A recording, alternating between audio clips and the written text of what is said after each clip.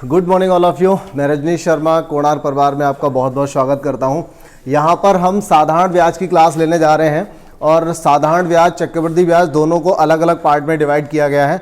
दो क्लास आपको साधारण ब्याज की मिलेंगी और दो क्लास चक्रवृद्धि ब्याज की मान लीजिए, और एक क्लास ऐसी रहेगी जिसमें चक्रवृद्धि ब्याज और साधारण ब्याज के जो मिक्स वाले प्रश्न आते हैं जिनमें दोनों का प्रयोग होता है वो वाले प्रश्न भी हम यहाँ पर करेंगे।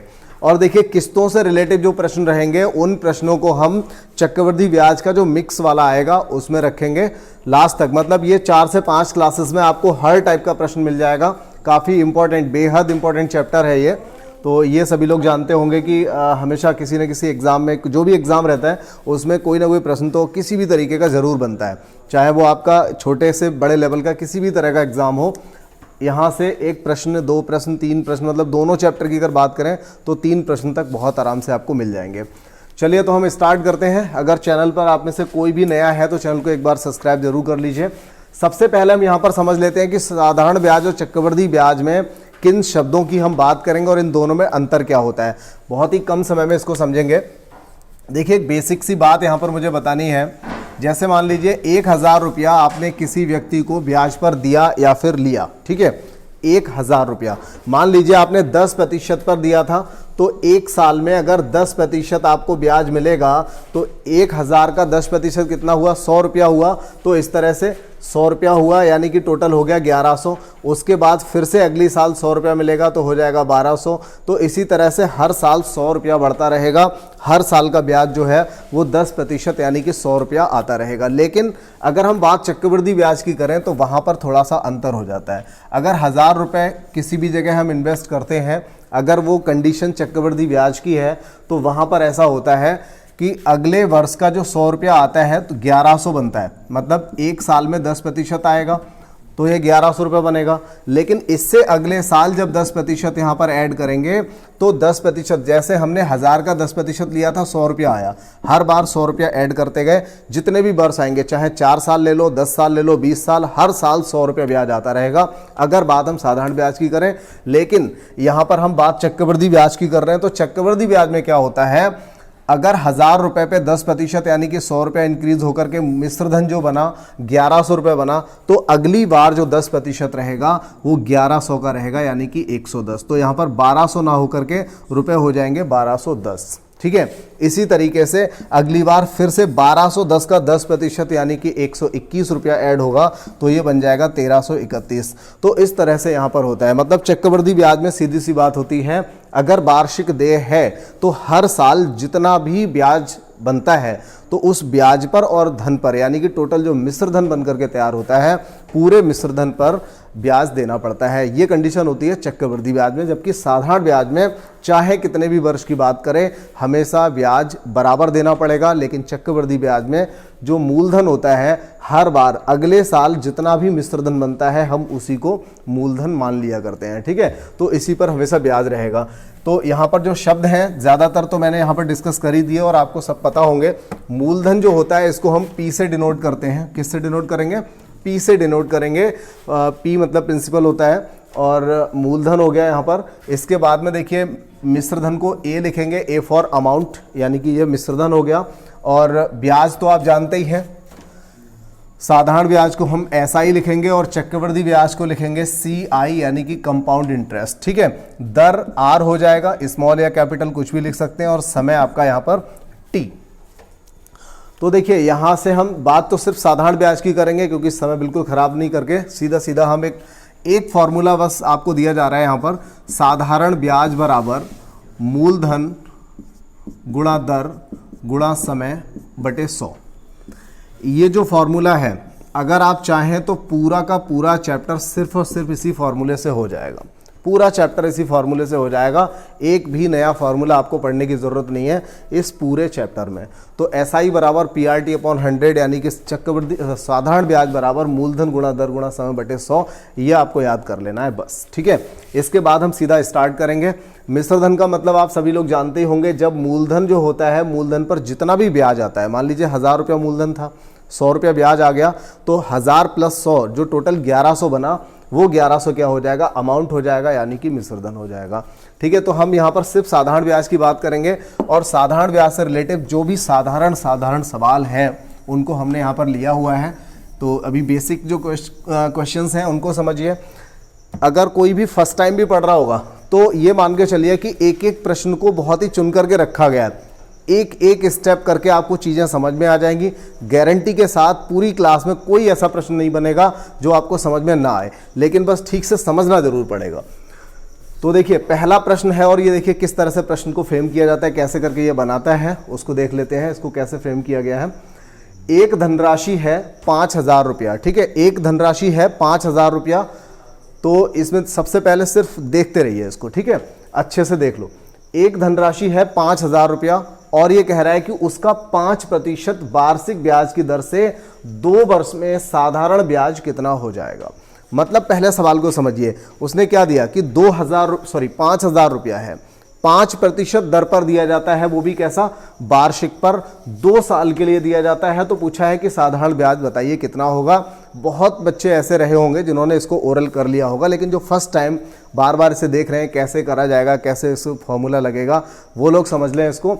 जब आप समझ लेंगे तो आप डायरेक्ट बता देंगे कि 5000 का 5%, 5 पंजे 25 यानी कि 250 हो जाएगा और 250 का 2 साल में 500 हो जाएगा। तो ब्याज इसमें आंसर जो बनेगा, पहला वाला आंसर यहाँ से सही हो जाएगा। इससे ज़्यादा कुछ भी नहीं है। लेकिन फिर भी अगर हमें फॉर्मूला ही लगाना है, PRT/100 ही लगाना है, तो देखिए ब्याज तो हमें निकालना है। P का मतलब धनराशि हुई, मूलधन कितना है 5000। R की जगह क्या लगाएंगे भाई, 5%। और T फॉर टाइम, टाइम कितना है 2 वर्ष, और बटे में कितना आएगा 100। 2 जीरो से 2 जीरो हटा दीजिए, 5 दूनी 10 यानी 1 जीरो इस पे लगा देते हैं, ये हो गया 500। बात समझ में आ गई। बहुत ही सिंपल सा सवाल था, हर किसी को समझ में आ गया होगा, एकदम सिंपल सा था। और PRT/100 तो ये मान के चलिए दोनों क्लासेस जो रहेंगी इसकी, दोनों क्लासेस में हम सिर्फ PRT/100 ही लगाएंगे, बाकी कोई नया काम तो करेंगे ही नहीं। बस हाँ, 1-2 सवाल ऐसे ज़रूर आएंगे जिनमें मैं आपको बताऊंगा, दूसरा मेथड भी लग जाएगा, चाहे तो इसी से भी हो जाएगा, कोई ऐसी दिक्कत नहीं है, ऐसा कोई इश्यू नहीं है कि इसी से करना है या नहीं करना है।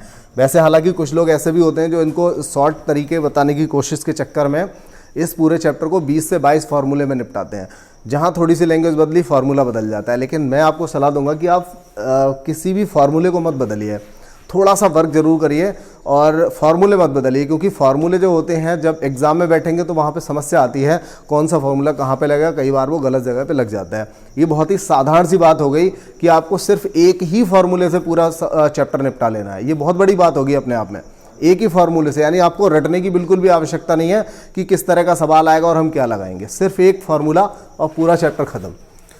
दूसरा सवाल, 5000 रुपए की एक धनराशि कितने वर्ष के लिए उधार दी जाए। यहां पर रुपया दे रखा है लेकिन कितने वर्ष के लिए, यानी कि समय पूछा हुआ है, कितने वर्ष के लिए उधार दे दी जाए कि 10% वार्षिक ब्याज दर से 2000 रुपया ब्याज प्राप्त हो जाए। फॉर्मूला क्या था, फॉर्मूला तो SI बराबर PRT/100, इसके अलावा तो पढ़ना ही नहीं था कुछ। तो देखिए ब्याज कितना हो जाए 2000, तो भाई ब्याज की जगह 2000 लगा दो, ब्याज की जगह 2000 लगा दो। धन कितना है 5000, यहां पर 5000 लगा दो। दर कितनी है 10%, समय कितना है यही पूछा हुआ है, बटे में क्या आएगा 100। 3 जीरो से ये 3 जीरो हटा दो, 1 जीरो से 1 जीरो ये हटा दो, 5 दूनी 10, तो T बराबर 2 दूनी 4, कितना वर्ष 4 वर्ष यहां से आंसर हुआ।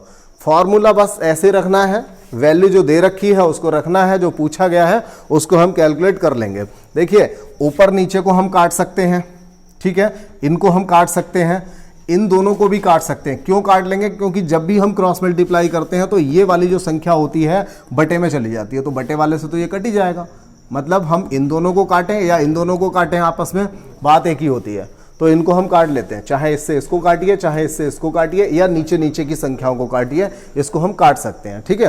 क्रॉस मल्टीप्लाई के बाद ये मल्टीप्लाई में जाती है, मतलब यहाँ वाली संख्या इधर जाती है, तो सीधी सी बात है इन दोनों को काट सकते हैं। ये वाली संख्या इससे कट जाती है, क्योंकि ये संख्या हमेशा जो बटे में आती है, अगर यहाँ पर बटे में कुछ दे रखा है तो ये क्रॉस मल्टीप्लाई में कहाँ जाता है, ऊपर जाता है इस साइड में, तो भी ये ऐसे कट जाएगा। तो सीधा सा मतलब है ऊपर नीचे कट जाएगा, आमने सामने का भी कट जाएगा। ठीक है, तो इस तरह से आप कट कर सकते हो इसको जहां भी कैलकुलेशन में करना है। ये चलिए अगला एक सवाल ले लेते हैं। यहां पर सवाल अगला है और फॉर्मूला मैं लिख लूं, बार बार फॉर्मूला ना मिटाते हैं क्योंकि हर बार फॉर्मूला तो एक ही लगाना है, PRT/100। अब देखिए 8,000 रुपए को किस दर पर, बार बार थोड़ा सा चेंज आएगा। पिछली बार हमने क्या निकाला, ब्याज निकाला, उससे अगली बार हमने क्या निकाला, समय निकाला। अब हम दर निकाल रहे हैं, लेकिन काम कुछ नया नहीं करेंगे, बार बार एक जैसा काम करेंगे। 8,000 रुपए को किस दर पर दिया जाए, आर का मान तो पूछा है, किस दर पर दिया जाए, मतलब आर का मान पूछा हुआ है 3 वर्ष में। 3 वर्ष में कितना हो जाए, 3 वर्ष में, और ब्याज कितना प्राप्त हो जाए, 720। ठीक है, ब्याज कितना प्राप्त हो जाए, 720 ब्याज प्राप्त हो जाए। तो अब क्या करना है, हमें इसको करना है। तो चाहे तो आप ऊपर नीचे इस तरह से देखिए, 2 0 से 2 0 जाएंगे, उसके बाद देखिए 1 0 से 1 0 ये चला जाएगा, 8 नेम 72 ये भी कट जाएगा, और 3 से इसको काट लीजिए तो 3 3 9। तो आर बराबर कितना आ गया, 3%। आंसर हमें मिल गया 3%। बात क्लियर हुई कि नहीं हुई? चलिए अच्छी बात है। अगला सवाल देखें इसके बाद। अच्छा, सिंपल सवाल तो हमेशा अच्छे लगते हैं, कोई नहीं, लेकिन एक एक करके बढ़ना है ना। हर तरह के लोग देख रहे होंगे, वीडियो भी देख रहे होंगे, हर तरह के लोग देख रहे होंगे, तो एक एक करके बढ़ना होगा। चलिए चौथा प्रश्न कर लेते हैं। यहाँ पर चौथा प्रश्न है कि 20,000 रुपया दिया हुआ है, 20,000 रुपया 3 वर्ष के लिए 10% की दर से दिया जाता है। रुपया है 20,000, 3 वर्ष के लिए 10% की दर से दिया जाता है। तो बताइए कि 3 वर्ष के बाद यह राशि कितनी हो जाएगी। उसने ब्याज नहीं पूछा है, यह राशि कितनी हो जाएगी। अगर ब्याज पूछता तो कहता कि इस पर ब्याज कितना मिलेगा, तो यह सवाल हमारे पहले वाले प्रश्न की तरह बन जाता है। लेकिन यहां पर उसने क्या दिया है, धनराशि दे रखी है। देखिए धनराशि दी है 20,000, दर दी हुई है 10% और समय दिया है 3 वर्ष। और 3 वर्ष बाद हम ये तो निकाल सकते हैं कि सिंपल इंटरेस्ट कितना आएगा, यहाँ से ब्याज कितना मिलेगा, ये हम निकाल सकते हैं। 2 0 से 2 0 हटा दिया, 1 0 यहाँ पर आकर के ये 2,000 बन जाएगा। 200 गुणा 10 2,000, 2,000 का 3 से करेंगे तो 6,000। लेकिन वो ये जानना चाहता है कि टोटल राशि कितनी हो जाएगी। तो बताइए अगर 6,000 ब्याज मिलेगा, 20,000 तो पहले से ही था, तो राशि कितनी हो जाएगी, 26,000 हो जाएगी। यानी वो अमाउंट जानना चाहता है, मिश्रधन जानना चाहता है। 6,000 और 20,000 लगा करके टोटल कितना हो जाएगा, 26,000 यहां से आंसर हमें मिल जाएगा। बात क्लियर हो गई? चलिए इसके बाद फिर आगे बढ़ते हैं, कोई एक और थोड़ा सा चेंज करके सवाल को ले लेते हैं, क्योंकि अब तक हमने जो पढ़ा सिंपल सा फॉर्मूला था। कभी धन पूछा, कभी दर पूछी, कभी समय पूछा, कभी ब्याज पूछा, तो कभी अमाउंट यानी कि मिश्रधन पूछा। एक सवाल अगला है, कोई क्वेश्चन नंबर नहीं डाला गया है इस पर, क्योंकि पिछले सवाल से ही बनाया हुआ सवाल है। 20,000 रुपया दे रखा है, 3 वर्ष की जगह यहां पर आ गया 3 वर्ष 4 माह। 3 वर्ष की जगह कितना मिला, 3 वर्ष 4 माह। इस बार महीने में समय दे दिया। ठीक है, 10% की दर से दिए जाते हैं। तो बताइए इस अवधि के उपरांत, इस अवधि के बाद में क्या होगा कि ब्याज की राशि कितनी हो जाएगी, ये पूछा जा रहा है। तो देखिए इस सवाल को पहले बहुत अच्छे से समझ लें। धनराशि 20,000, दर कितनी है 10%, समय कितना है, देखिए बटे में 100 आता है। समय यहां पर और पुट करना है, समय दिया है 3 वर्ष 4 माह। अब देखिए इस बात को जरा समझ लीजिए, 3 वर्ष और 4 माह, हम चाहें तो ये लिख सकते हैं कि 3 वर्ष का मतलब क्या हुआ, 36 महीने प्लस 4 बराबर 40 माह। चाहे तो हम यहां पर 40 माह लिख सकते हैं, लेकिन अगर हम चाहें, ध्यान दीजिए, 3 वर्ष 4 माह, 4 माह को हम ऐसे भी तो लिख सकते हैं। 4 महीने का मतलब क्या हुआ, पूरे वर्ष का तिहाई हिस्सा, क्योंकि 4 महीने को अगर हम वर्ष बनाएंगे तो 12 से डिवाइड करना पड़ेगा। तो हम इसको क्या लिख सकते हैं, 3 सही 1/3 लिख सकते हैं ना। 3 सही 1 सॉरी हाँ 3 सही 1/3 लिख सकते हैं इसको, चाहे तो हम 3 सही 1/3 लिख दें। कितना लिख दें? 3 सही 1/3, कोई दिक्कत नहीं है, लगा सकते हो यहाँ पर। लेकिन अगर आपने महीने बना लिए तो भी कोई दिक्कत नहीं है। 40 महीने है ना, तो इनको वर्ष में कन्वर्ट करेंगे तो क्या करेंगे? /12। 40/12 जरा करके देख लेते हैं एक बार। 40/12, 4 से काटो 3, 4 से ऊपर काटेंगे तो 10। और देखिए जब 10/3 बनेगा तो हम इसको क्या लिख सकते हैं? 3 सही 1/3। बात तो एक ही हो गई ना फिर से।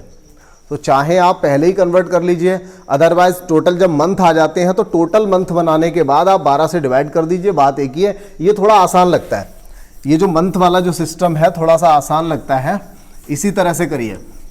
क्योंकि 3 वर्ष में 36 महीने हो गए, सभी को पता है। 4 महीने ऐड करें 40 महीने हो गए, 40 महीने बटा 12, बाकी हमें कुछ काम करना ही नहीं है। अब तो बस कैलकुलेट करना है इसको। 2 जीरो से 2 जीरो हटा दिए। अब देखिए एक चीज़ आपको यहाँ पर नज़र आ रही होगी कि हम 4 से चलिए काट लेते हैं। 4 तिया 12 और 4 से काटा 4 दाहीं 40। अब ये रहा 200, ये 10 और 10, यानी कि ऊपर बनता नज़र आ रहा है हमारा यहाँ पर 20,000। फिर से 2 जीरो हैं, 20,000 बन जाएगा। 20,000/3 कितना हो जाएगा? 20,000/3, यानी कि यहाँ पर जो आंसर निकल करके आएगा वो 6,667 रुपया समथिंग आएगा। यानी कि नन ऑफ दिस, इनमें से तो कोई भी नहीं है। ठीक है, इनमें से कोई नहीं हमारा आंसर यहाँ पर सही हो जाएगा, क्योंकि ये बनेगा टोटल 20,000/3, यानी कि 6,666.66 ऐसा कुछ निकल करके आ जाएगा। ठीक है, तो इसको हमने नन ऑफ दीज में आंसर जो आएगा हमने उसको रख दिया। कैलकुलेट करने की जरूरत ही नहीं है। जब हमें पता चल रहा है कि 20,000/3 आएगा तो वो पॉइंट में ही आएगा, और पॉइंट वाला आंसर यहाँ पर है नहीं, तो नन ऑफ दीज में जाएगा, इनमें से कोई नहीं में। अब देखिए यहाँ पर इस सवाल से एक चीज़ और समझ लीजिए, क्योंकि इस तरह का कोई प्रश्न यहाँ रखा नहीं गया है। वैसे मैं ऐसा कोई भी प्रश्न लास्ट में जो हमारा CI की आखिरी क्लास रहेगी उस क्लास में मैं ले लूँगा एक आध सवाल इस तरह का। कई बार सवाल इस तरह का बन जाता है। कैसा सवाल बनता है? यहाँ पर जैसे मंथ दे रखे हैं, वो क्या करता है, यहाँ पर दिन दे रखे होते हैं, यहाँ पर कुछ दिन दिए होते हैं। जैसे उसने कहा होता 20,000 रुपया 3 वर्ष 4 माह की जगह कह देता 150 दिन। ठीक है, 217 दिन, 219 दिन, 143 दिन, 146 दिन, 73 दिन, इस तरह से दे सकता था। जब दिन देगा, जब यहाँ पर दिन दे रखे होंगे, देखिए आपने यहाँ पर क्या किया, जब महीने थे तो बटे में आपने 12 लगा दिया, क्योंकि एक साल में 12 महीने होते हैं। और अगर आप यहाँ पर दिन लगाएंगे, ध्यान रखिएगा मैं सवाल दूंगा कभी ना कभी, अगर यहाँ पर आप दिन लगाते हो तो बटे में आपको क्या लिखना पड़ेगा? 365 से भाग लगाना पड़ेगा, तभी तो वर्ष बनेगा। अगर 365 दिन है तो आप कहते हो कि ये 1 वर्ष है। कैसे? 365 से डिवाइड किया तो पता चल गया 1 वर्ष है। अगर बाई चांस आपने 730 को भाग लगाया होता, 730 दिन दिए होते, तो आप कहते 365 से डिवाइड करके भाई ये तो 2 वर्ष के बराबर हो गया। कितना वर्ष हो गया? 2 वर्ष हो गया। तो समय जो दे रखा है वहां पर अगर दिनों में दिया हुआ है तो वर्ष बनाने के लिए हमें 365 से डिवाइड करना पड़ेगा। अगर महीने में दिया हुआ है तो हमें 12 से डिवाइड करना पड़ेगा। इस बात का ध्यान रखिएगा। चलिए और अगला सवाल ले लेते हैं।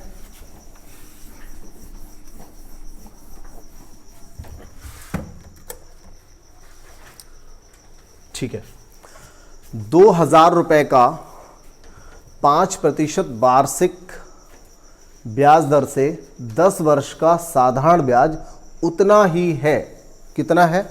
जितना कि 6% वार्षिक ब्याज दर से 5,000 रुपए का T वर्ष का है।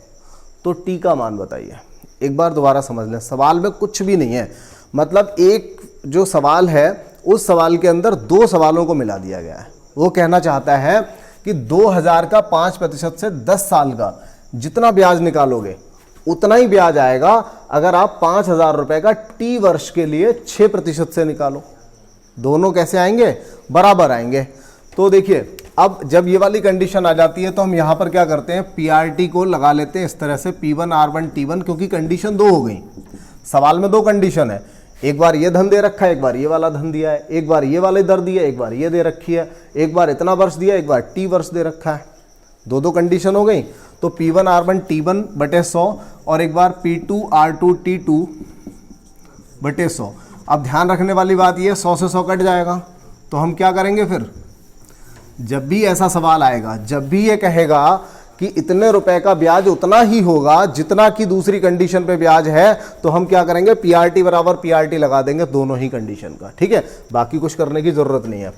तो देखिए 2000 रुपए का 2000 रुपया 5% वार्षिक ब्याज दर से 5%, ये देखें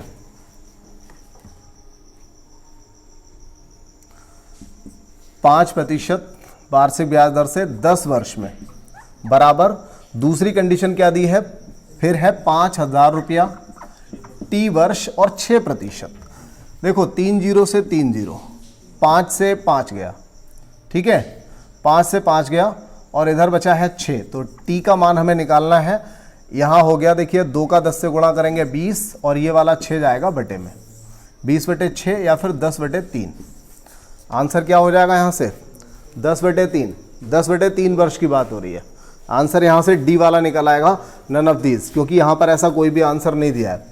2000 का 5% से 10 साल का और 5000 रुपये का टी वर्ष का 6% पर, दोनों का इक्वल कर दिया, 0 से 0 काट दिया, 5 से 5 काट दिया, यहाँ पर रहा आपका 20 और ये 6 आ जाएगा बटे में, 20/6 को हम 10/3 लिख लेंगे। आंसर यहाँ पे ऐसा कोई दिया नहीं है, तो नन ऑफ दीज वाला आंसर यहाँ पर हो जाएगा। बात क्लियर हो गई। और अगला सवाल देख लेते हैं। साधारण ब्याज का अगर देखते हैं, हो सकता है इसी के जैसा एक प्रश्न और हो, और साधारण ब्याज से जितना अब तक आपने पढ़ा है लगभग ये मान के चलिए 1-2 पैटर्न और हैं, उनको अगर शामिल कर लिया जाए तो आर्मी वाला जो प्रश्न आता है, ये प्रश्न आर्मी में मैं गारंटी नहीं लेता, लेकिन इससे पिछले वाले जितने भी प्रश्न थे आर्मी में ऐसा एक प्रश्न जरूर पूछा जाता है। और आगे जो आएंगे, एक बार और आगे देखें, चलिए कोई नहीं,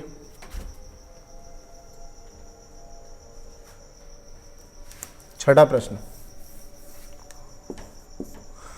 छठा सवाल देख लें। ये सवाल भी अपने आप में बहुत अच्छा है, दिखने में ज़रूर छोटा है, सॉल्यूशन में भी बहुत ही छोटा है, एकदम बेसिक क्वेश्चन है, लेकिन यूपीएसआई में कई बार, सीजीएल जैसे एग्जाम में कई बार आ चुका है, हर तरह के लेवल पे पूछा जा चुका है। ये सवाल एकदम छोटा सा सवाल है। साधारण ब्याज की कौन सी दर पर कोई धन 5 साल में दुगना हो जाएगा? साधारण ब्याज की, वो कहना चाहता है साधारण ब्याज की कितनी दर होनी चाहिए कि कोई भी धनराशि 5 साल में दोगुनी हो जाएगी? तो इसके लिए आंसर क्या हो जाएगा? कैसे 10% कैसे हो जाएगा? 20 आएगा, मतलब बहुत ही सिंपल सी बात है, इसमें 20 आ जाएगा। कैसे आएगा? अगर आप ओरल करना चाहें, देखिए आप मानिए कि 100 रुपीज़ है हमारे पास, 100 रुपया जो है, ध्यान दीजिए, अगर 100 रुपया है और आपको 5 साल में 200 करना है, 5 साल में 200, तो हर साल 20 रुपये बढ़ाना पड़ेगा। तो 100 रुपये पे हर साल 20 बढ़ाना है, मतलब 20% बढ़ाना है। एकदम सिंपल सी बात है। चलिए खैर, कई बार ऐसा होता है कि संख्याएं थोड़ी अजीब सी आ जाती हैं, वो जरूरी नहीं है 2 गुना पूछेगा, 3 गुना, 3.5 गुना, कुछ भी पूछ सकता है। सवाल तो सवाल है, तो हम इसको एक दूसरे पैटर्न से कर सकते हैं। हाँ, एक बात मैंने बोली थी कि हम सिर्फ SI बराबर PRT पर 100 से ही करेंगे। चलो एक बार इसी से करते हैं, SI बराबर PRT अपॉन 100। क्या बताया था? अब अच्छे से समझिएगा, ब्याज की कुछ भी नहीं दिया, पूरे सवाल में दुगना नजर आ रहा है और 5 वर्ष नजर आ रहा है, इसके अलावा कुछ दिया ही नहीं है। कोई ऐसी चीज नहीं है जो यहाँ पर दे रखी हो, लेकिन सवाल अपने आप एकदम अच्छा है, कंप्लीट है और इंपॉर्टेंट है। साधारण ब्याज की किस दर पर, दर का पता नहीं है, वही पूछी हुई है। कोई भी धनराशि माननी पड़ेगी भाई, चाहे 100 रुपया मान लो, चाहे P मान लो, कुछ भी मान लो। अगर आप कहते हो P रहने दो भाई, जब मानना ही है तो P छोड़ दो, कोई दिक्कत नहीं है, P ही मान के कर लेते हैं। तो धनराशि P हो गई, दर पूछी हुई है और समय कितना है? 5 वर्ष। बस ब्याज की जगह पे सही से लगा लो। अगर आपने माना कि धनराशि P है तो 5 साल बाद वो कितनी हो जाएगी? दुगनी। मतलब कितनी हो जाएगी? 2P हो जाएगी। अगर P धनराशि थी और वो धनराशि अगर 5 साल बाद 2P हो जाएगी तो ब्याज कितना मिल गया? 1P के बराबर। अगर धनराशि 100 आपने मानी और 5 साल बाद वो दुगनी हो गई, 200 हो गई, तो ब्याज कितना मिल गया? 100 रुपये ब्याज मिला। मतलब P से अगर 2P हो गया तो जो 1P इसमें ऐड हो गया वो क्या हुआ? ब्याज हुआ। तो ब्याज की जगह भी आपको P लगाना है और काट देना है। ठीक है, अब बस हो गया आंसर। 5 से काटिए तो r बराबर क्या नजर आ रहा है, 20% नजर आ रहा है ना। यही करना था। और देखिए इंपॉर्टेंट क्वेश्चन है, इसीलिए हमने इस प्रश्न को एक बार फिर से लिया हुआ है। इसी तरह के प्रश्न को हम फिर भी देख लेंगे, फिर से नजर आएगा ऐसा एक प्रश्न। देखिए अगला प्रश्न है, कोई धनराशि 15 वर्ष में साधारण ब्याज की दर से दुगनी हो जाती है तो वो दर बताइए। 15 साल में दुगनी हो जाती है तो वो वाली दर बता दीजिए। चलिए देखिए, धनराशि P हमने फिर से मान ली, दर पूछी हुई है, समय 15 साल है, बटे 100 आएगा, धनराशि दुगनी हुई, P से 2P हुई, इसका मतलब ब्याज फिर से P आ जाएगा, P से P कट भी जाएगा, बचा क्या यहाँ पर R, और ये जो 100 है इधर ले चलो, और जो गुणा में 15 था उस 15 को इधर ले आओ। तो ये क्या हो गया भाई, 5 से काट दो इसको, 20/3 हो जाएगा। 5 से काटेंगे तो 20/3 आ जाएगा, और देखिए 20/3 आपका ये आंसर हो गया। सिंपल से प्रश्न है ना। ऐसे ही प्रश्न आए हुए हैं, और आपको ये पता है कि मैं सेकंड वाली क्लास में हमेशा आए हुए प्रश्नों को ही दिखाता हूँ। तो कई प्रश्न ऐसे रहेंगे, आप देखेंगे यहाँ पर जिन एग्ज़ाम को आप इस समय सोच रखा है आपने कि मुझे इन एग्ज़ाम्स की तैयारी करनी है, उन्हीं एग्ज़ाम्स के मैंने यहाँ पर क्वेश्चंस भी लिए हुए हैं, और हर एक्सरसाइज में मैं लेता हूँ। तो हर चैप्टर में आप इस चीज़ को देखते भी हैं, और यहाँ पर भी देखेंगे सेकंड वाली क्लास में। लेकिन हम पहले 8वां प्रश्न कर लेते हैं। 8वां प्रश्न देखिए, पिछला जो अभी हमने सवाल किया था उसी के जैसा प्रश्न है। एक काम और करते हैं, देखिए इसी प्रश्न को अगर कोई चाहता है कि इसके अलावा कोई दूसरा मेथड हो, वैसे तो हमने दूसरा मेथड ओरल वाला भी बता दिया था, लेकिन फिर भी अगर किसी को चाहिए तो एक और है, R बराबर n-1/t × 100। हम ये भी लगा सकते हैं। वैसे तो अपना PRT/100 बढ़िया था, लेकिन जिन लोगों को आता है, जिन लोग पहले से पढ़ चुके हैं, उनको ये ठीक लग रहा होगा। लेकिन नए वाले जितने छात्र हैं, जिनको जो फर्स्ट टाइम पढ़ रहे हैं, स्टार्टिंग है, उनको पिछला वाला मेथड एकदम बढ़िया था, सॉलिड था, कुछ भी नया पढ़ने की ज़रूरत नहीं है। तो देखिए यहाँ पर हम क्या कर सकते हैं, R निकालना है, अगर T निकालना है T को इधर ले लें, R को इधर ले लें, या ऐसा ही लिखा रहने देना, आपको कैलकुलेशन ही तो करनी है। R की जगह वैल्यू लगा दीजिए, T का मान निकाल लीजिए अगर कहीं पर T पूछा गया है तो। लेकिन यहाँ पर हमें क्या करना है, दुगने का मतलब अगर धनराशि दोगुनी, n की जगह अगर हम 2 लगाएंगे, 2 से 1 गया तो 1 बचेगा। फाइनली हमें 100/t, t का मान कितना आ जाएगा 15, और देखिए आंसर यहीं से तो 20/3 आया था, यहीं से 20/3 आया था। कुछ नहीं है इसमें, जो हमने PRT/100 लगाया था दरअसल ये उसी की कैलकुलेशन है। लास्ट वाली लाइन को यहाँ पर रख दिया जाता है, बस वहीं से फॉर्मूला बना दिया जाता है। एक शॉर्ट ट्रिक हो जाती है कि ये वही फॉर्मूला हो गया, ये इसका शॉर्ट मेथड हो गया। लेकिन ये फॉर्मूला मैंने आपको इसलिए बता दिया यहाँ पर क्योंकि अगला जो प्रश्न है हमारे पास, ये प्रश्न पहले ठीक से समझिए। एक धनराशि है, वो कहता है कि 5 साल में तो वो 3 गुनी हो जाती है, तो वह कितने साल में 5 गुनी हो जाएगी। सवाल को ठीक से समझिए। अब अगर आप चाहेंगे कि इसे PRT से करेंगे तो थोड़ा सा ये 2 बार आपको PRT/100 लगाना पड़ेगा। दूसरी बड़ी बात ये कि ये सवाल अब बड़ा हो जाएगा, ठीक है, ये सवाल बड़ा हो जाएगा, मतलब ये आधा पेज के आसपास आप खींच ले जाओगे इसको, लंबा हो सकता है सवाल। क्यों हो जाएगा, क्योंकि यहाँ पर 2 कंडीशन है। एक धनराशि 5 साल में 3 गुनी हो जाती है, यहाँ से आप R निकाल सकते हो। धनराशि आपने 100 मान ली, 5 साल में अगर वो 3 गुनी हो रही है तो आप वहाँ से निकाल सकते हो कि R कितनी है।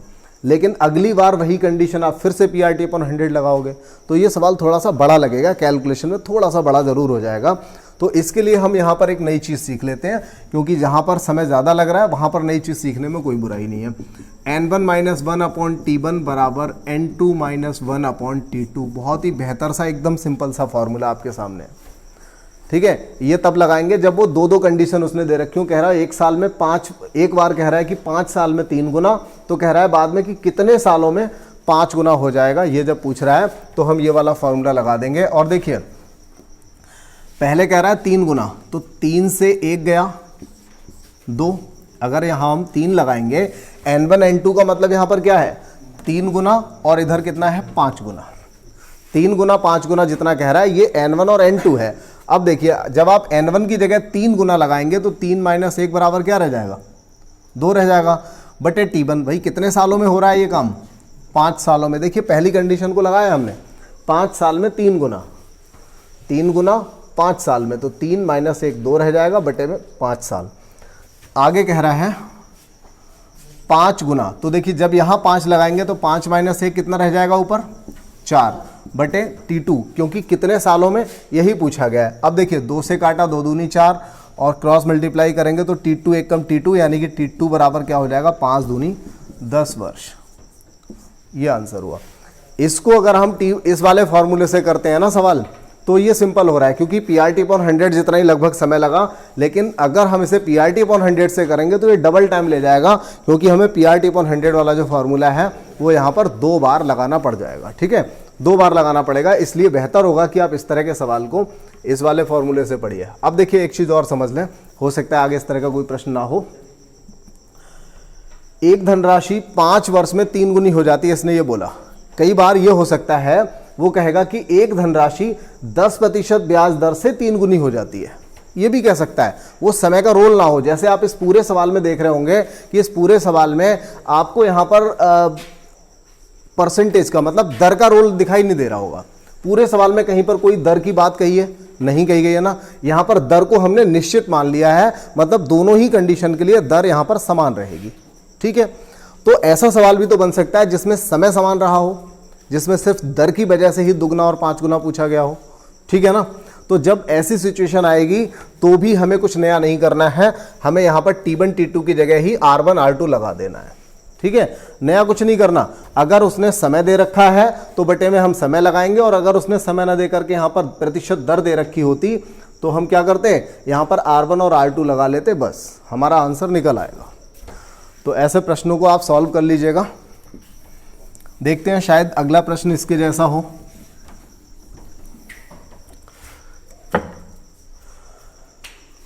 तीस वर्ष में स्वयं की 3 गुनी तो वह कितने वर्ष? बिल्कुल ठीक है, अगला प्रश्न बिल्कुल इसी फॉर्मूले पर हो जाएगा। एक धनराशि 30 वर्ष में स्वयं की 3 गुनी हो जाती है। 30 वर्ष में स्वयं की 3 गुनी, 3 माइनस 1 यानी कि 2। फिर कह रहा है बताइए कितने वर्षों में स्वयं की 5 गुनी हो जाएगी। 5 माइनस 1 बराबर क्या हो जाएगा 4, 2 से काटा 2 दूनी और T2 बराबर 30 दूनी 60। बात समझ में आ गई कि नहीं आ गई? क्लियर है ना? बहुत सिंपल लग रहा है क्या? चलिए और आगे बढ़ते हैं। क्या किया जाए, सारे प्रश्न ऐसे ही हैं, सारे प्रश्न ऐसे ही हैं जो आए हुए भी हैं। अब देखिए हमने फिर से पैटर्न चेंज कर दिया, लगभग हर सवाल के बाद ही पैटर्न यहाँ पर चेंज किया जा रहा है। तो देखते हैं इसको। सवाल बहुत अच्छा है, एकदम इम्पॉर्टेंट क्वेश्चन, लेकिन बहुत ही सिंपल सा, हर किताब में आपको सवाल मिल जाएगा, क्योंकि यही सेम सवाल कई बार रिपीट हो चुका है। तो देखिए, कोई धन साधारण ब्याज की दर पर 3 वर्ष में 575 रुपया हो जाता है। कोई धन है साधारण ब्याज की दर से, वो 3 वर्ष में कितना हो जाता है 575 रुपया, और कह रहा है कि 5 साल में हो जाता है 625 रुपया। तो बताइए मूलधन कितना होगा और उसकी दर कितनी होगी। देखिए प्रश्न में जब भी ये प्रश्न आया है, या तो उसने मूलधन पूछा है और या फिर उसने दर पूछी है, लेकिन हमने यहाँ पर इस सवाल में मूलधन और दर दोनों आपको बताना है, क्योंकि दोनों चीज़ें आप एक बार में समझ लेंगे तो ऐसे प्रश्न करने की हमें ज़रूरत भी नहीं रहेगी आगे। तो देखिए पहले सारे ही बेसिक प्रश्न हमने यहाँ पर लिए हुए हैं। तो देखिए इस प्रश्न को हम कैसे समझेंगे, ये थोड़ा सा थ्योरेटिकल प्रश्न है, लेकिन बहुत ही इंपॉर्टेंट, एक एक लोग को समझ में आ जाएगा, डेफिनेट आएगा समझ में। देखिए कोई धनराशि है, वो कह रहा है कि 3 वर्ष में वो 575 हो जाती है, जबकि 5 वर्ष में 625। एक बात यहाँ पे बता दो, कोई धनराशि थी, 3 साल में कुछ ब्याज मिला, 575 हो गई, फिर अगले 2 साल और, यानी टोटल हो गए 5 साल, फिर कुछ और ब्याज मिला और 625 हो गई। ये 2 साल का ही तो अंतर है, और इस 2 साल में धन में कितना अंतर आ गया 50 रुपए का। यानी कि 2 साल में अगर 50 रुपया बढ़ गया तो ये क्या बढ़ा, ये उस धनराशि का ब्याज ही तो बढ़ेगा। भाई कोई धनराशि है, 3 साल बाद आपने देखा तो पता चला 575 थी, और 5 साल बाद जब देखा तो आपको पता चला कि 625 थी। जो 50 रुपया बढ़ गया 2 साल में, वो क्या बढ़ा, ब्याज बढ़ा। तो हम यहाँ पर कह सकते हैं कि ये 2 वर्ष का ब्याज है, ये 2 वर्ष का ब्याज हो गया। अगर ये 2 वर्ष का ब्याज है तो फिर भाई 1 साल का ब्याज कितना होगा? 1 साल का ब्याज कितना हो जाएगा? 25 रुपया। बात समझ में आ गई कि नहीं आ गई? जब 2 साल का ब्याज 50 रुपया है तो 1 साल का ब्याज 25 रुपया होगा। अगर 1 साल का ब्याज 25 है तो फिर 3 साल या 5 साल का ब्याज कितना होगा ये तो निकाल सकते हो। अगर 1 साल का 25 है तो 3 साल का कितना होगा? 75। अब एक बात बताओ, 3 साल में कोई धनराशि 575 हो गई थी, इसका मतलब इसमें 75 रुपए तो ब्याज का ही हो गया। एक बार फिर से समझिए, 1 वर्ष का ब्याज 25 रुपया निकल के आया था तो 3 वर्ष का ब्याज 75 रुपया होना चाहिए। और अगर 3 वर्ष में कोई धनराशि 575 हो गई थी, इसका मतलब है कि वो धनराशि, उस धनराशि में ब्याज कितना है? 75 रुपये है, क्योंकि ये 3 साल का ब्याज है। और अगर इसको हम घटा दें, ब्याज को घटा दें, तो यहाँ से हमें क्या मिल जाएगा? 500 रुपये मिल जाएगा, जो कि मूलधन हो जाएगा। मतलब धनराशि जो थी वास्तव में वो कितनी थी? 500 रुपया थी। अब आप देख लो, 5 साल का अगर ब्याज निकालेंगे तो 125 आएगा। जब 1 साल का 25 है तो 5 साल का 125 आएगा। 625 से 125 ब्याज का घटा दीजिए, 500 रुपये आपको मूलधन मिल जाएगा। अब 500 तो हर एक आंसर में दे रखा है, 500 रुपया यहाँ पर हर एक आंसर में दिया है। अब हमें यहाँ पर दर भी निकालनी है। वैसे तो कई बार सिर्फ इतना ही पूछा जाता है, लेकिन जब दर पूछी जाएगी तो हमें इतना काम करना ही पड़ेगा। अगर वो सिर्फ दर पूछता तब भी हमें ये काम पूरा करना पड़ता। इसलिए मैंने आपको बता दिया कि कई बार वो मूलधन भी पूछा जाता है, यहाँ पर पूछा करता है। अब देखिए, वैसे तो ये बहुत ही सिंपल सा प्रश्न है कि 500 रुपये का 1 साल का 25 रुपया मिला, तो ये कितना है? 5% है। 500 का 25%, 5 पंजे 25 हो जाएगा। तो कई बार इतने छोटे सवालों को आप कर भी सकते हो, लेकिन फिर भी अगर आपको सॉल्व करना ही है, आदत बुरी है, नहीं मान पा रहे हो, तो देख लो। देखिए, आपका फॉर्मूला SI बराबर PRT/100, ये तो भूलोगे ही नहीं, याद हो गया होगा। तो धनराशि की जगह तो पता चल गया क्या लगाना है, 500 लगाना है। दर पूछी गई है, समय आपकी मर्जी है। आपके पास 1 साल का भी ब्याज है, 2 साल का भी है, 3 साल का भी है, 5 का भी निकाल सकते हो। आप जितना चाहे लगा दो। यहाँ पे 1 साल लगा दिया तो 1 साल का ब्याज कितना बनेगा वो आप यहाँ पे लगा लो। 2 जीरो से 2 जीरो काट लो, 5 से 5 पंजे 25, ये हो गया आपका आंसर। पहला आंसर यहाँ से मिल जाता है। बात क्लियर हो गई?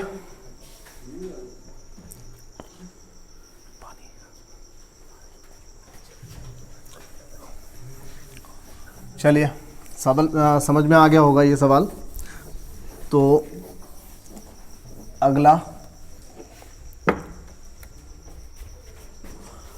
अगला प्रश्न देखिए यहाँ पर।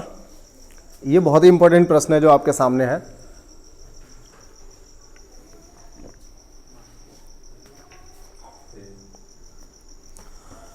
किसी धनराशि पर किसी वार्षिक ब्याज की दर से साधारण ब्याज मूलधन का 25/16 है। यदि दर, प्रतिशत तथा वर्षों में समय को निरूपित करने वाली संख्याएं बराबर हों तो ब्याज की दर बताइए। बहुत ही इंपॉर्टेंट प्रश्न है, बहुत ज़्यादा इंपॉर्टेंट। देखिए, SI बराबर तो PRT/100 ही रहेगा।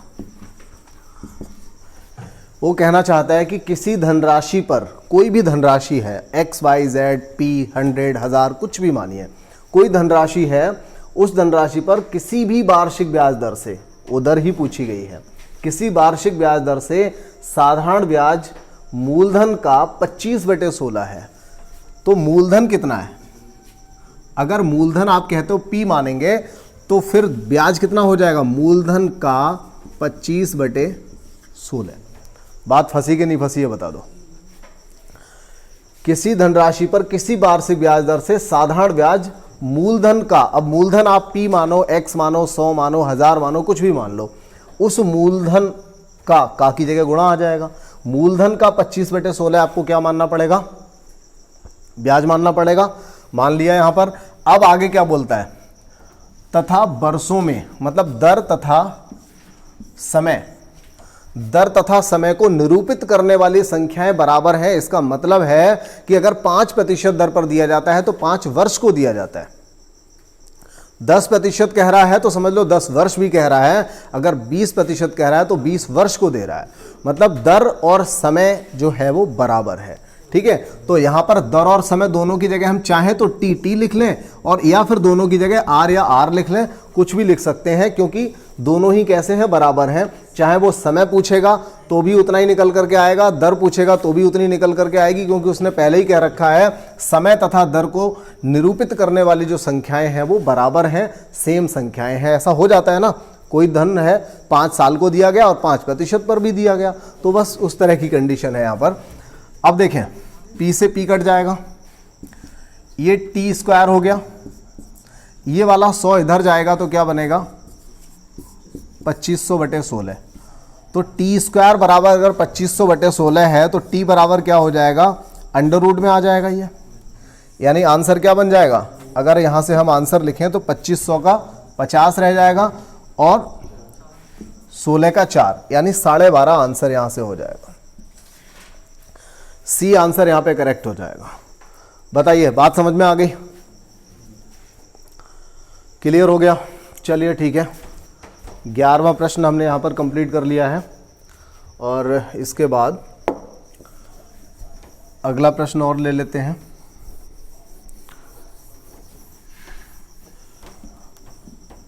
लगभग हर पैटर्न को कवर कर लेंगे इन दोनों क्लासेस में। देखिए, फिर से उसी टाइप का एक प्रश्न और आया। एक धनराशि पर साधारण ब्याज उस राशि का 1/16 है, तो राशि P मान लीजिए, तो ब्याज कितना हो जाएगा, P का 1/16 यानी कि P/16। और कह रहा है कि वर्षों का समय और दर दोनों ही बराबर हैं, तो दोनों की जगह TT या फिर RR कुछ भी लगा लो, P से P चला जाएगा, R का गुणा R² हो जाएगा, 100 इधर जाएगा, बटे में आएगा 16, बटे में क्या आएगा 16, तो R बराबर क्या बचेगा 10/4 यानी कि 2.5, 2.25 नहीं 2.5 आना चाहिए। एक ई ऑप्शन आपको लेना पड़ेगा यहाँ पर, 2.5% लेना पड़ेगा। देखिए, ये 100 हो जाएगा यहाँ पर, 100/16, 100 का रह जाएगा 10 और 16 का रह जाएगा 4, तो 10/4 का मतलब तो 2.5 हुआ, मिस्टेक हो गई है यहाँ पर, ई ऑप्शन हो गया आपका 2.5। अब बात बता दो, क्लियर हो गया ना यहाँ तक, एक एक चीज़ क्लियर है? चलिए तो और आगे बढ़ जाते हैं।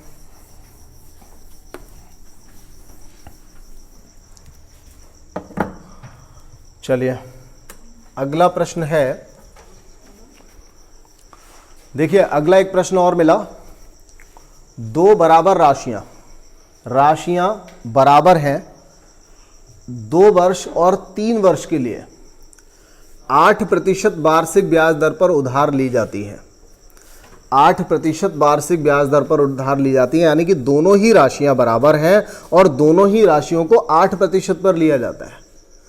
अब वो कहता है कि उनके ब्याज का अंतर 56 रुपये आता है। भाई, अगर ब्याज का 56 रुपया अंतर आया तो कोई तो वजह होगी। अगर मान लीजिए एक व्यक्ति 500 रुपया देता है, 10% पर देता है, 3 वर्ष को देता है, और दूसरा व्यक्ति भी 500 रुपया देता है, 10% पर देता है, 3 वर्ष को देता है, तो ब्याज भी तो बराबर ही आएगा। जब धनराशि बराबर है, दर बराबर है, समय बराबर है, तो ब्याज भी कैसा आएगा, बराबर आएगा। लेकिन अगर हमारी और आपकी बैंक में कुछ इस तरह का है, अगर आपने दोनों ने 500 रुपये जमा किया, 3 साल को जमा किया, मेरी बैंक 10% देती है, आपकी बैंक 12% देती है, तो आपको जरूर थोड़ा सा ब्याज ज़्यादा मिल जाएगा, ब्याज ज़्यादा मिलेगा।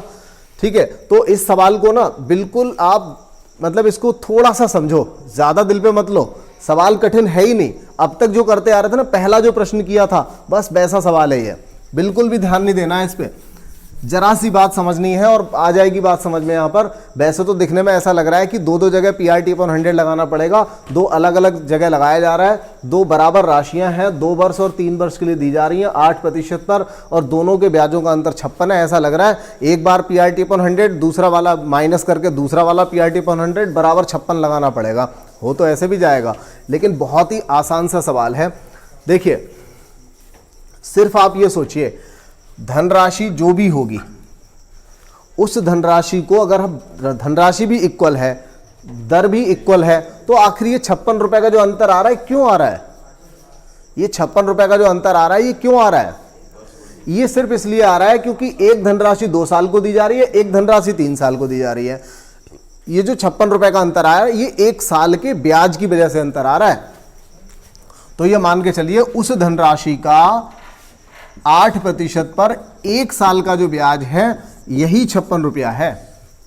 बस आंसर हो गया। 8 सत्ते 56, तो P बराबर 2 जीरो इधर जाएंगे तो 700। ये आंसर हो गया।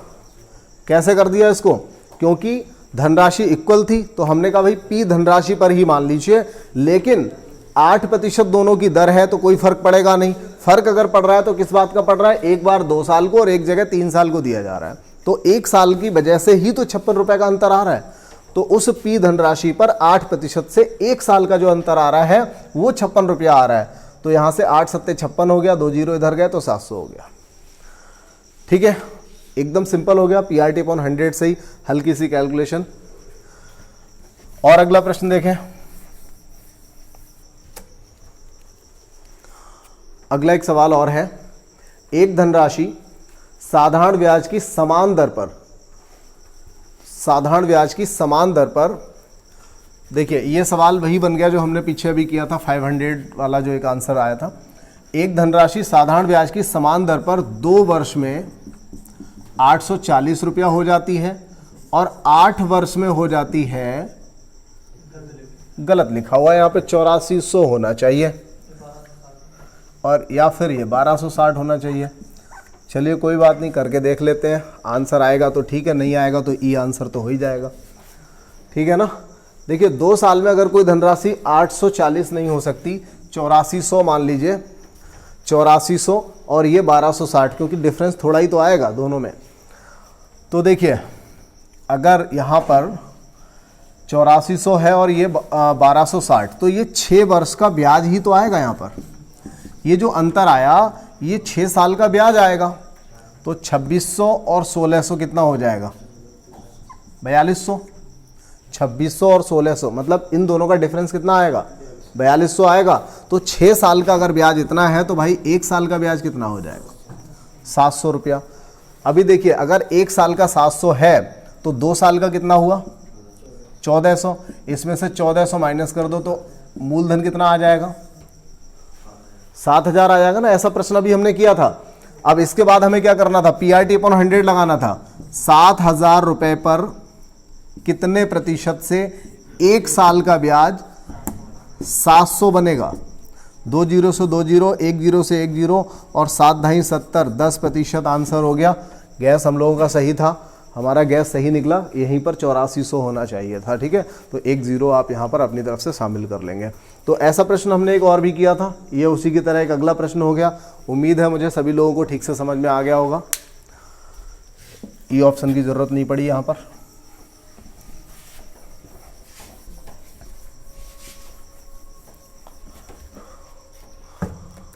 अगला एक प्रश्न और कर लेते हैं। देखिए यहाँ से सभी वही प्रश्न आएंगे जो आने वाले एग्ज़ाम में जो मतलब पिछले जो एग्ज़ाम हो चुके हैं उनमें आ चुके हैं, यानी कि जो आने वाले एग्ज़ाम हैं उनमें भी उम्मीद यही रहेगी कि इसी तरह का प्रश्न आना चाहिए। लेखपाल का प्रश्न है यहाँ पर, देखिए लेखपाल 2015 में आया हुआ। पढ़ लेते हैं प्रश्न को क्या दे रखा है। एक धनराशि साधारण ब्याज पर 2 वर्ष के लिए किसी निश्चित दर पर दी गई, दर का नहीं पता। अब देखिए ये प्रश्न भी अपने आप में बहुत अच्छा है, एकदम बेहतरीन प्रश्न है आपके सामने। एक धनराशि साधारण ब्याज पर 2 वर्षों के लिए किसी निश्चित दर पर दी जाती है। अब पता है वो क्या कह रहा है? अगर इसे 3% उच्चतर पर दिया जाए, यानी कि 3% और हाई दर पर दिया जाए। पहले वाली दर हमें नहीं पता कितनी दर पर दी गई, नहीं पता, लेकिन वो कहता है अगर 3% दर और बढ़ा दें तो कह रहा है कि 300 रुपया ब्याज अधिक प्राप्त हो जाता है। बताइए धनराशि कितनी थी? ऐसा प्रश्न भी अभी हमने किया था।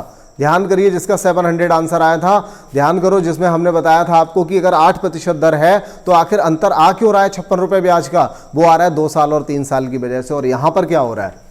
2 साल के लिए दी गई किसी निश्चित दर पर, दर फिक्स हो गई, उस दर पर दी गई थी, लेकिन वो कहता है अगर इसे 3% और हाई दर पर दिया जाता तो 300 रुपया और अधिक ब्याज मिलता। मतलब यहां पर यह हुआ कि जो भी धनराशि है उस धनराशि को अगर हम सिर्फ 3% बढ़ा देते हैं 2 साल में, 3% बढ़ा देते हैं तो ब्याज कितना ज्यादा मिल जाता है? 300 रुपया। बस इसी लाइन को समझना है बहुत अच्छे से। P धनराशि को अगर हम 3% बढ़ा देते हैं, भाई पहले कितनी थी हमें नहीं पता, पहले ब्याज कितना मिला हमें ये भी नहीं पता, लेकिन हमने तो यहां पर ये लगा दिया कि अगर 3% दर बढ़, अब आप एक चीज सोचो, जब 3% दर बढ़ाई तो 300 बढ़ा, इसका मतलब अगर 1% बढ़ाते तो सिर्फ 100 बढ़ता, अगर 6% बढ़ाते तो 600 बढ़ता, बढ़ता कि नहीं बढ़ता? तो एक सिंपल सी बात हो गई ना कि सिर्फ 3% की वजह से ही तो 300 रुपए मिल रहा है।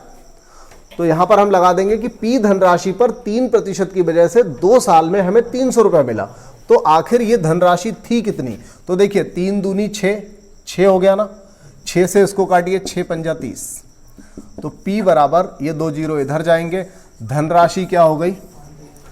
कितना सिंपल प्रश्न था, लेखपाल 2015 में आया हुआ है, बात को थोड़ा सा तो समझना पड़ेगा। पिछले सवाल में भी हमने ऐसा सीखा था, इस तरह का ही प्रश्न था पिछला जो हमने 700 आंसर वाला लिया था, उसमें 2 साल और 3 साल का 1 साल का अंतर आ रहा था। यहां पर दर का अंतर है, भाई दर पिछली वाली चाहे वो 20 थी, 30 थी, 50 थी, हमें नहीं पता, लेकिन उस दर में और अगली वाली दर में अंतर क्या है?